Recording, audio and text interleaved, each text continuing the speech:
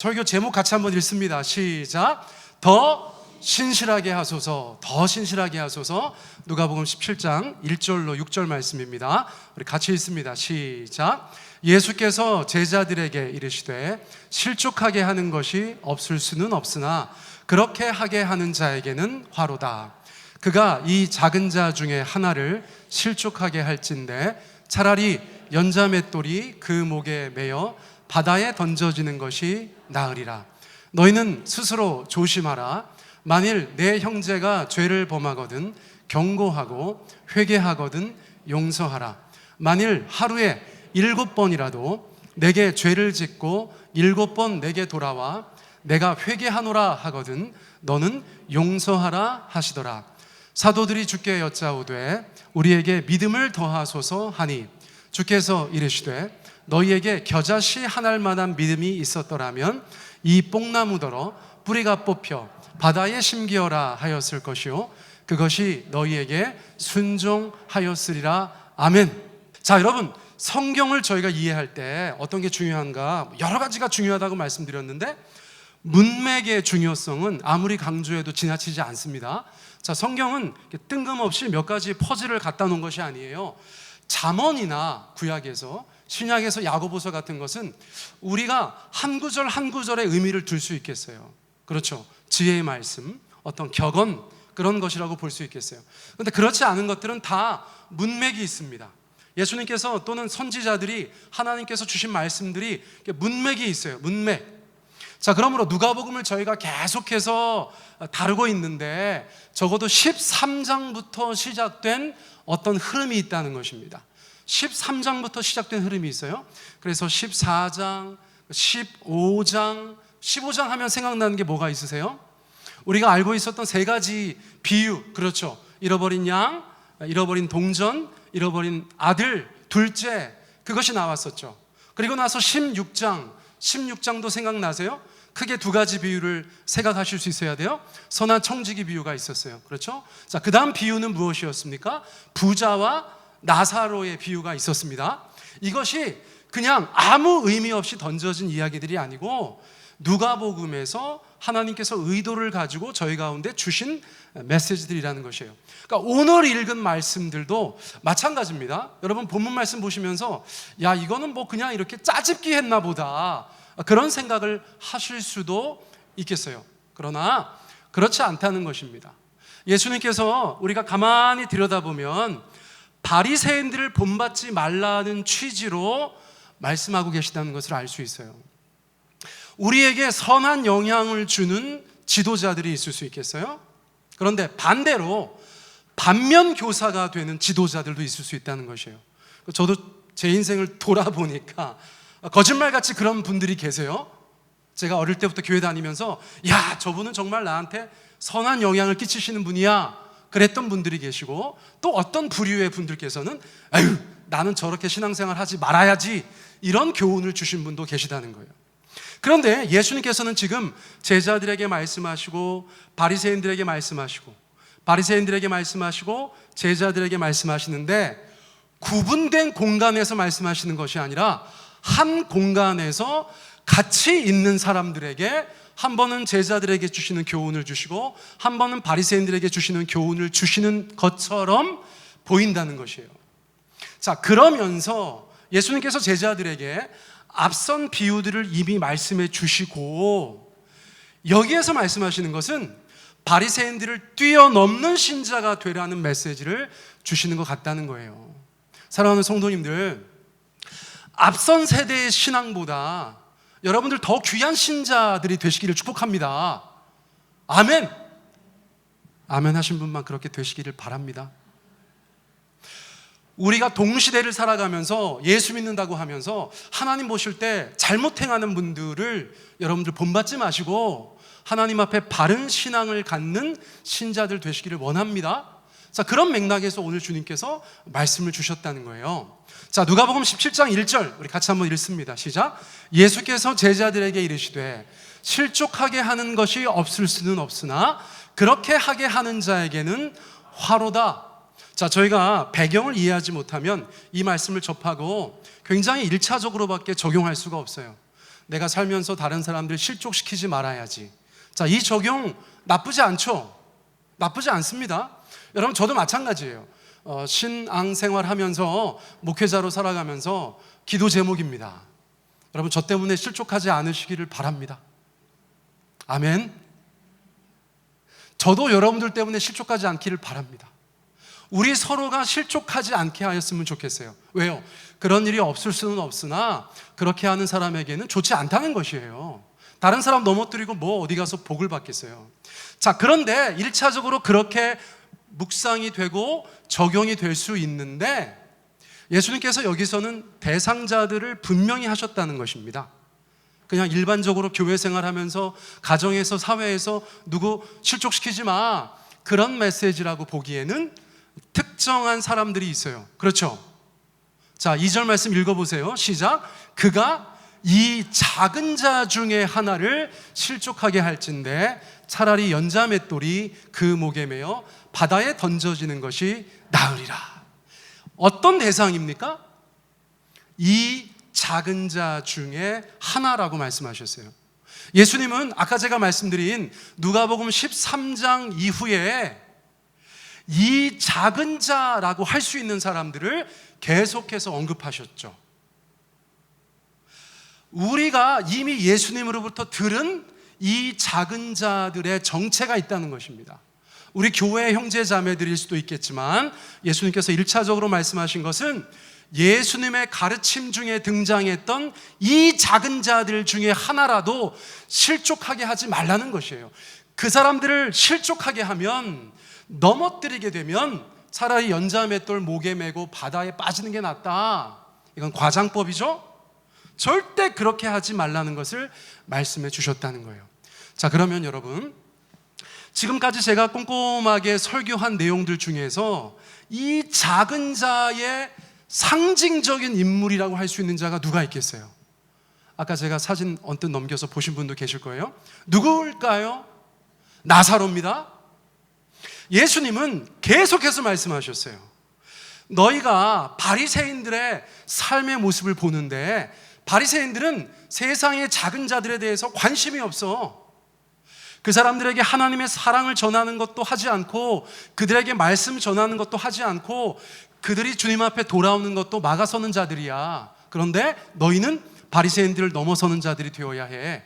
바리새인들은 사람들을 실족시키지만, 그 작은 사람들을 넘어뜨리지만, 예수 믿는 너희들, 나의 제자들, 너희들은 사람을, 이 작은 자들을 실족시키지 않는 신자들이 되기를 바래 라고 예수님께서 우리 가운데 말씀해 주셨다는 거예요. 자, 그러므로 제가 아주 잘 보고 있는 주석서인데요, 거기에서 이렇게 이야기하고 있어요. 그러므로 실족하게 하는 것은 무엇인가? 여러분 같이 한번 읽어볼까요? 시작. 도움이 필요한 자들을 환대하지 않는 것과 어려움에 처한 자들을 불의와 무관심으로 대하는 것이다. 다른 사람에게 상처 주는 말하고 상처되는 행동을 해서 그 사람이 실족하는 것도 맞아요. 포함됩니다. 그렇게 하지 말라는 것이죠. 그렇게 하지 말라는 것이죠. 그런데 1차적으로는 예수님께서 제자들에게 말씀하신 1차적인 의미는, 예수 믿는 너희들아, 너희들의 삶 가운데 도움이 필요한 자들이 있느냐? 그들을 환대하라는 것입니다.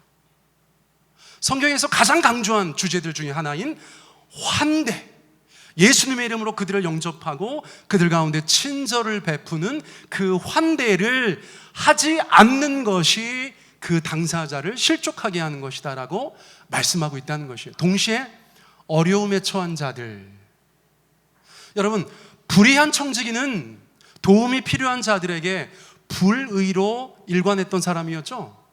그런데 그가 선한 청지기처럼 행동했을 때 많은 사람들이 덕을 보았어요. 예수님께서 그것을 기뻐하셨다고 말씀드렸어요. 여러분, 부자와 나사로에 등장하는 그 부자는 나사로에 대해서 아무 관심이 없었어요. 무관심으로 일관했습니다. 자, 그런 사람들, 그리고 그런 사람들을 대표한다고 할 수 있는 바리새인들이야말로 많은 사람들을 실족하게 하는 사람이었다는 것이에요. 그러므로 1절과 2절 말씀에 등장하는 다른 사람들 실족하게 하지 말아라 라는 말씀에 대한 우리의 이해가 더 풍성해졌는 줄 믿습니다. 사랑하는 성도님들, 우리가 예수 믿는 사람들입니다. 할렐루야.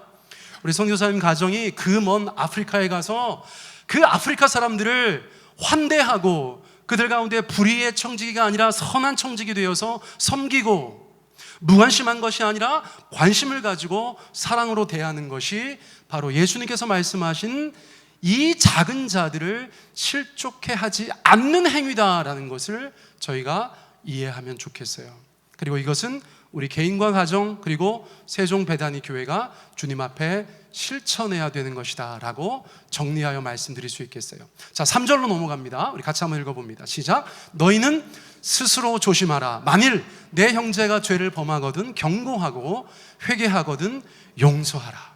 앞에서 말씀드렸던 거, 야, 다른 사람들 실족시키지 마. 그리고 3절에서 내 형제가 죄를 범하거든 경고하고 회개하거든 용서하라. 이 두 메시지 사이에 어떤 말씀이 있어요? 너희는 스스로 조심하라 라는 말씀이 있어요. 앞에 것도 조심하셔야 돼요. 다른 사람들 실족시키시면 큰일 나요. 여러분 조심하셔야 됩니다. 이어지는 말씀에서도 조심하셔야 돼요. 형제가 죄를 범하거든 경고하지만 회개하거든 용서하셔야 돼요. 용서하지 않는 것에 대해서 스스로 조심하라고 저 말씀이 그 두 가지 메시지 사이에 샌드위치처럼 자리 잡고 있는 것입니다. 자, 여러분 저 말씀을 가만히 마음속에 간직하셔요. 스스로 조심하자. 한번 얘기해 보시겠어요? 시작. 스스로 조심하자. 이 고백에는 다른 사람들을 실족시키지 않고 형제를 용서하는 것에 대해서 우리가 더욱더 조심해야 된다는 하나님의 뜻을 우리가 되새기는 거예요. 자, 그런데 보세요. 형제가 죄를 범했어요. 죄를 범한 사람을 뭐라고 부릅니까? 죄인이라고 부르죠. 여러분, 형제가 죄를 범하였어요. 죄를 범한 사람을 우리가 성경에서 죄인이라고 합니다. 그러면 죄인에 대해서 예수님께서는 뭐라고 말씀하시는가? 경고하라는 것이에요. 여러분, 제가 뭐 도드라지게 잘못하면, 죄를 지으면 여러분 오셔서 경고하시기 바랍니다. 아멘. 그런데 다 오시면 그러니까 우리 장로님들 통해서 그렇게 말씀하시면 되겠습니다. 여러분, 제가 여러분들 어디 가서 죄 짓는 거 보면 여러분 그때는 또 제가 은밀하게 찾아갈게요. 혼자 가는 거 민망하면 저희 아내랑 가서 형제님 그러시면 안 돼요, 자매님 그러시면 안 돼요, 그렇게 얘기하는 것이에요. 그런데 여기에서 요점은 회개하거든 용서하라예요. 회개하거든 용서하라. 여러분, 4절에서는 그것을 강조하시기 위해서 예수님께서 예수님의 방식을 사용하시는데, 여러분 한번 읽어보세요. 시작. 만일 하루에 7번이라도 내게 죄를 짓고 7번 내게 돌아와 내가 회개하노라 하거든 너는 용서하라 하시더라. 여러분, 이거는 가능하지 않다고 저는 생각해요. 누가 저한테 와서 똑같은 잘못을 7번 하고 7번 용서해달라 하면 저는 못할 것 같은데. 자, 이것은 실제로 그런 일이 있을 거라는 것을 말씀한다기보다 강조하시는 거라고 볼 수 있겠어요. 그렇죠? 뭐를 강조하시는 거죠? 회개하거든 용서하라예요.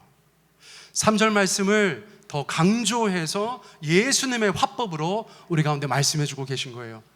누구라도 죄를 지었더라도, 그가 죄인이라도 형제요 자매이면 내게 와서 회개할 때 용서해 주라는 것입니다.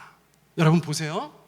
앞에 1절과 2절 말씀을 접하고 나사로가 생각나셨다면 3절과 4절 말씀을 접하시면서 예수님께서 앞서 말씀하신 어떤 비유가 떠오르실 수도 있어요. 무엇일까요? 돌아온 탕자입니다. 용서받은 탕자예요. 예수님께서는 앞서 말씀하신 것을 지금 다시 한번 복습시키신다고도 볼 수 있어요. 예수님께서는 그 비유에 등장하는 아버지와 같은 분이셨잖아요. 형제가 죄를 범하였어요. 다른 사람들은 아무도 이해하지 못했습니다만 사랑이 많으신 아버지께서는 그 둘째 아들을 용서하셨어요. 받아주셨습니다. 왜요? 돌이켰기 때문이에요. 돌이켰기 때문에 사랑 많으신 아버지는 그 둘째를 용서하고 받아주셨다는 것입니다. 그런 일이 만약 그 아버지의 하루 가운데 7번이라도 벌어졌을지라도 그 아버지는, 그 사랑의 아버지는 그 아들을 7번 받아주셨을 것이다 라는 것을 강조해 주고 계시다는 거예요. 여러분, 저런 메시지 들을 때 제자들은 우리와 똑같은 현기증을 느끼는 것입니다. 예수님의 가르침이 너무 어렵게 느껴지는 거예요. 우리가 어떻게 그렇게 할 수 있습니까? 어떻게 사람들에게 실족치 않게 할 수 있겠어요? 어떻게 죄 짓고 돌아오는 사람들을 늘 용서하고 받아줄 수 있겠어요? 그래서 제자들은 정말 우리 마음 가운데 큰 위로가 되는 고백을 합니다. 여러분, 제자들이 뭐라고 고백합니까? 5절 말씀 같이 한번 읽어보세요. 시작. 사도들이 주께 여짜오되 우리에게 믿음을 더하소서 하더라겠죠? 사도들이 주께 여짜오되 우리에게 믿음을 더하소서라고 했다는 거예요. 자연스럽죠? 다른 사람들에게 환대를 베풀고 그들을 사랑으로 보듬고 그들 가운데 의로운 청직이 되어서 섬겨라. 또 죄를 지은 자라도 돌아오면 그들을 용서하고 받아주어라 라는 예수님의 가르침에 대해서 제자들은 한계를 느끼는 거예요. 여러분, 저도 참 목회하고 신앙생활 하면서 한계를 느낄 때가 많습니다. 이것은 뭐 저의 뭐 대단한 고백이 아니고요, 그냥 일상적인 고백이에요. 여러분, 예수 믿는 사람으로 이 땅 가운데 살아가시는 거 너무너무 거뜬히 감당해내고 계세요? 그렇지 않죠?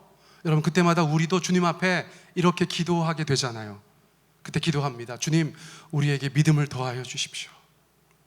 여러분, 이 말은 다른 말로 하면 내가 더 신실한 자가 되게 하여 주십시오 라고도 이해할 수 있어요. 여러분, 이것이 우리의 기도 제목이 되어야 하는 줄 믿습니다. 하나님께서 우리 가운데 말씀하시는 것을 내 힘으로 감당하기에 너무 부족해. 지금 나의 모습으로 감당하기에 너무 부족해. 그러니까 우리는 주님 앞에 믿음을 더하여 달라고, 지금보다 더 신실한 자가 되게 해달라고 마땅히 기도해야 되는 것이에요. 그런데 여러분, 예수님께서 제자들의 이 요청에 대해서 어떻게 반응했는 줄 아세요? 예수님 늘 그러시는 거잖아요. 조금 결이 이상해요. 6절 말씀 같이 읽어보세요. 시작. 주께서 이르시되 너희에게 겨자씨 한 알만한 믿음이 있었더라면 이 뽕나무더러 뿌리가 뽑혀 바다에 심기어라 하였을 것이요 그것이 너희에게 순종하였으리라. 여러분, 믿음을 더 달라고 하는데 예수님 답변이 적절해 보이세요? 믿음을 더 주겠다 안 주겠다 그러시면 되는 거 아니에요. 그런데 예수님은 항상 약간 다른 얘기를 하세요. MBTI로 따지면 예수님은 N이 분명하신 거예요.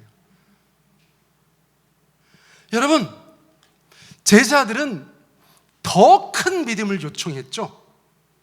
믿음을 더 달라고.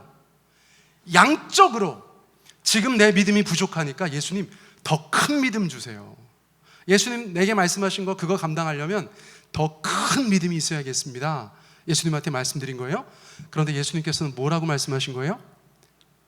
양을 말씀하셨습니까? 아니에요. 믿음의 질을 말씀하셨어요. 믿음의 질을 말씀하셨어요. 그 믿음이라는 것은 무엇이냐면 겨자씨만큼만 있어도 어떤 역사를 일으키는 것이다 라고 말씀하시면서 너네는 너네의 믿음이 작아서 그것을 감당하지 못하는 것이다 라고 생각하지만 너네는 그 믿음을 사용하지 않기 때문에 그런 일이 있는 것이다 라고 말씀하신 것처럼 보인다는 것이에요. 자, 여러분, 중요합니다. 여러분들 믿음이 있으십니까? 겨자씨만한 믿음이라도 있으면, 유대 사람들이 생각할 때 가장 작았던 겨자씨만한 믿음이라도 있다면 여러분들은 그 믿음을 가지고 무엇인가를 하셔야 된다는 거예요. 그 믿음에 걸맞는 행동을 하셔야 된다는 거예요. 더 큰 믿음은 필요 없어요. 그 믿음을 행하는 것, 그 믿음을 실천하는 것이 더 중요하다는 것입니다. 야고보서 2장 22절 말씀에 여러분 이런 말씀이 있어요. 우리 같이 한번 읽습니다. 시작. 믿음이 그의 행함과 함께 일하고 행함으로 믿음이 온전하게 되었느니라. 저희가 오래 교회 다니다 보면 말이 앞서는 분들을 저희가 볼 때가 있습니다. 말만 들으면 대단한 믿음을 갖고 있는 분 같아요. 그런데 그의 삶 가운데 믿음의 열매가 없는 경우들도 저희가 종종 발견하죠. 말은 화려하지 않지만 그 믿음을 실천하여 사는 사람들이 있어요. 화려하지 않습니다. 말이 많지 않습니다. 여기저기서 자기를 드러내지 않습니다. 그런데 겨자씨만한 믿음일지라도 그 믿음을 가지고 계속해서 무엇인가를 하는 분들이 계시다는 거예요. 하나님 보실 때 어떤 사람이 더 멋진 사람일까요? 여러분, 목사같이 불리한 사람이 없어요. 말을 너무 많이 하잖아요. 믿음에 대해서 말을 너무 많이 하잖아요. 여러분, 말을 하다가 보면 정말 스스로 어지러울 때가 있어요. 내가 이거 말한 거 다 실천하고 이 말한 것대로 삶의 열매를 맺고 살아야 되는데, 그래서 낙심될 때가 있다는 것입니다. 자, 주님께서 우리 가운데 말씀하시는 것은 내가 믿음의 온갖 종류를 장착하고 사는 사람이 되어라, 그것이 아니고요. 겨자씨만한 거 하나라도 뭐라도 믿음을 갖고 계시다면 여러분, 그 믿음을 가지고 무엇인가를 하라고 말씀하시는 거예요. 나의 믿음은 행함과 함께 일하고요, 그 액션 때문에 나의 믿음이 완벽해진다는 거예요. 사랑하는 성도님들, 여러분 믿음이 있으세요? 그 믿음이 행함으로 드러나시기를 축복합니다. 여러분, 그 행함이 여러분들의 믿음을 우리 가운데 보여주게 되기를 바라요. 여러분, 제가 미션 스쿨 나왔는데요, 학교 어디 구석에 설립자 동상이 있고 그 밑에 저 글귀가 써 있었어요. 저는 저게 너무 오래도록 기억에 남아요. 우리 한번 같이 읽어보겠습니다. 시작. 하나의 진리, 천의 실천. 미국 장로교 선교사님이셨던 것 같은데 여러분, 그분이 저런 말씀을 하셨던 것 같아요. 여러분 마음속에 하나의 진리가 있으시면 우리가 할 수 있는 실천은 1000가지라는 뜻이겠죠. 여러분, 얼마나 멋집니까? 여러분, 저는 세종 배단위교회 담임 목사로서 이번에 설교 준비하면서 한번 생각해 봤어요. 여러분, 지금 이 시대의 사람들은 믿지 않는 사람이나 믿는 사람이나 어떤 교회가 말하는 것에 대해서 이제는 속지 않는 시대가 되었어요. 많이 속았거든요. 그렇죠? 말은 너무 많이 해, 크리스찬들이. 교회가 말은 너무 많이 해. 자기가 하나님의 선민이래, 하나님의 백성이래, 하나님의 자녀래, 대단한 것처럼 얘기하는데 가만히 보면 자기들 예배만 드리고 자기들끼리 교제만 하고 무엇인가 그들의 믿음이 드러나는 실체가 없다는 생각을 하는 것 같아요. 그래서 요즘에 사람들이 관심을 갖는 교회들은 그 교회가 어떤 형태든지 간에 믿음을 드러내는 특정한 사역을 하는 교회들에 관심을 갖는 것 같아요. 세종 배단위 교회도 이제 우리끼리 예배가 은혜로워요, 우리 교인들 너무 좋으세요, 우리 교회가 재정이 투명하고요, 선교를 많이 하고요, 그런 것도 중요하지만 우리가 세상 모든 사람들이 볼 때 저 교회는 믿는 사람들답게 어떤 것을 해. 여러분, 이런 교회가 되어야 되는 줄 믿습니다. 우리 가운데 있는 하나의 진리를 가지고 천의 실천을 하는 여러분, 그런 교회가 되어야 되는 줄 믿습니다. 이제 내년에 10년인데 제가 마음이 너무 급해요. 왜 우리는 그렇게 10, 20 이런 거에 마음이 쫓길까요? 여러분, 요거 한번 외치고 설교는 마치겠습니다. 우리 같이 한번 외치겠습니다. 제가 하나의 진리 하면 여러분들 천의 실천 이거 하는 거예요. 아시겠죠? 자, 하나의 진리. 감사합니다. 우리 오늘 감비아 목장이 열일하시는 것 같아. 네, 너무 감사하게 생각하고 있어요. 자, 이 시간에 같이 한번 기도하겠어요. 하나의 진리, 천의 실천. 네, 주님께서 오늘 우리 가운데 그것을 말씀하셨다고 생각해요. 우리는 더 달라고 이야기합니다. 주님, 제가 믿음이 작아서 이걸 못하는 것 같아요. 더 큰 믿음 주세요. 주님께서 우리 가운데 뭐라고 말씀하셨어요? 네가 믿음이 작은 게 아니다. 너에겐 믿음이 있다. 그런데 너는 그 믿음을 쓰질 않는다. 네 믿음대로 살질 않는다. 네 믿음대로 뭘 하질 않아. 너의 믿음을 확인할 수 있는 것은 네 말밖에 없는데 네 말만으로는 내가 너를 믿을 수가 없어. 여러분, 어쩌면 주님께서 우리에게 그렇게 말씀하시는지도 모르겠어요. 여러분 겨자씨만한 믿음이 있으세요? 여러분 그것을 가지고 명령하세요. 세상을 향하여서 명령하세요. 여러분 하나의 진리가 있으세요? 여러분 10, 100, 1000으로 실천하셔야 돼요. 교회가 교회로서 그것을 실천하는 것이 어쩌면 우리 가운데 주어진 사명이라고 생각되어져요. 여러분 이 시간 기도할 때 우리 짧은 말씀이지만 우리 주님 앞에 붙잡고 기도하시고요. 앞서서 우리 가운데 선교 보고 해주신 우리 감비아, 우리 김경섭, 유수종 선교사님의 사역과 가정을 위해서도 이 시간 간절하게 하나님 앞에 그렇게 기도 드렸으면 좋겠습니다. 우리 함께 기도하겠습니다. 사랑의 하나님 아버지 감사합니다. 이 시간 우리 가운데 주님 함께 해주셔서 하나님 아버지의 은혜로 살아갈 수 있도록 인도해 주셔서 감사합니다.